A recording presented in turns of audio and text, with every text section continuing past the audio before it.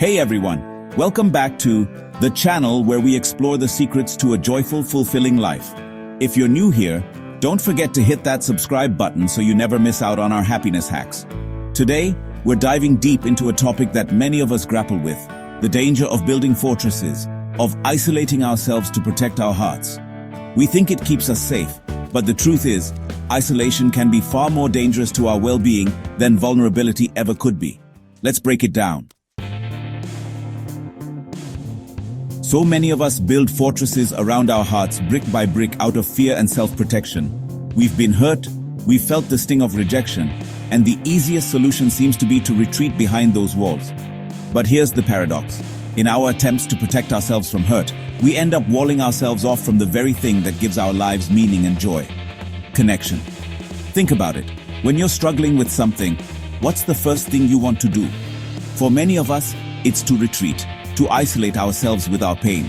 We tell ourselves we don't want to burden anyone, or we're afraid of being judged. But what if, instead of retreating, we reached out? What if we allowed ourselves to be seen, truly seen, in our vulnerability? The first step is often the hardest. It requires courage to lower the drawbridge of our fortress, to extend a hand into the world and say, I need you. It might be a simple text message to a friend you haven't spoken to in a while, a phone call to a family member, or even a conversation with a colleague you feel a connection with. These small acts can make a big difference. It doesn't have to be a grand gesture. Just start by extending a hand. Let someone know you're thinking of them, that you appreciate them, or that you simply want to connect. These moments of reaching out can be transformative. You might be surprised by the warmth and willingness you encounter on the other side. Taking that first step towards connection is like planting a seed. You're putting something positive out into the world, and you never know how it might grow. It could lead to unexpected and wonderful outcomes. It could blossom into a beautiful friendship, a renewed sense of belonging, or even a lifeline in a time of need. The possibilities are endless. Remember, connection is a two-way street. It requires both giving and receiving. So, take a deep breath, gather your courage, and take that first step. You never know where it might lead. Now, I know what you might be thinking. Renee, you're asking me to be vulnerable, to let my guard down and risk getting hurt? And trust me, I get it. Vulnerability is often mistaken for weakness, as something to be avoided at all costs. But the truth is, vulnerability is the birthplace of connection, the fertile ground where true belonging takes root and flourishes. Think about it. When do you feel closest to someone? Is it when they're putting on a brave face, pretending everything is perfect? Or is it when they're willing to be real with you, to share their struggles, their fears, their imperfections? Vulnerability is not about oversharing or spilling your guts to anyone who will listen. It's about showing up authentically in your relationships, about letting people see your heart, even the parts you might be tempted to keep hidden. It's about having the courage to say, I'm struggling, or I'm scared, or I need help. It's about allowing yourself to be seen in your messy, imperfect glory, and trusting that the right people will love and accept you all the more for it. Vulnerability is a muscle that needs to be exercised, and it starts with small, intentional acts of courage. Maybe it's sharing a personal story with a trusted friend, expressing your true feelings to your partner, or simply saying, I don't know when you're feeling unsure.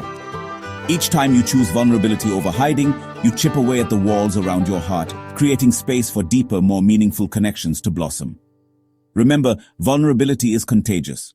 When you show up authentically, you give others permission to do the same. So embrace your vulnerability.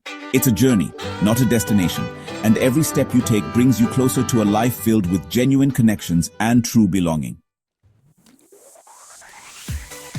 We are wired for connection, hardwired to crave belonging. It's in our nature to seek out relationships and communities that make us feel at home. It's as essential to our well-being as food, water, and shelter. Without it, we can feel lost and isolated. But finding your people, your tribe, your chosen family, that takes effort. It doesn't just happen overnight. It takes courage to put yourself out there, to step outside your comfort zone, and seek out communities where you feel seen, heard, and valued. It's about taking that first step. Think about your passions, your interests, the things that light you up from the inside out. What activities make you lose track of time? Are there groups, clubs, or organizations dedicated to those things? Chances are there are people out there who share your enthusiasm. Maybe it's a book club for avid readers, where you can dive into stories and share your thoughts with others. A hiking group for outdoor enthusiasts, exploring nature and challenging yourself physically, or a volunteer organization for those passionate about making a difference. Giving back can be incredibly fulfilling. Joining a community, whether it's online or in person, can be a game changer. It opens up new avenues for connection and growth. It's an opportunity to connect with like-minded individuals, to share your passions, to learn and grow alongside others who get you. It's about building meaningful relationships. And here's the thing about communities. They offer a sense of belonging that extends beyond the individual relationships within them. They create a support system. It's about being part of something bigger than yourself, something that gives you a sense of purpose and connection. It's about contributing to a collective goal. Finding your people takes time and effort, but it's worth it. The journey itself can be rewarding. So, explore your interests, step outside your comfort zone, and don't be afraid to try new things. Embrace the unknown. You never know where you might find your people, your tribe, your chosen family. The possibilities are endless. If there's one thing I want you to take away from today, it's this. Don't let fear rob you of connection. It's okay to be afraid, but don't let fear be the thing that holds you back from experiencing the joy, the love, the belonging that comes from truly opening yourself up to others. Break down those walls, brick by brick, and let the light of relationships fill your life. You are worthy of love, friendship, and belonging, just as you are.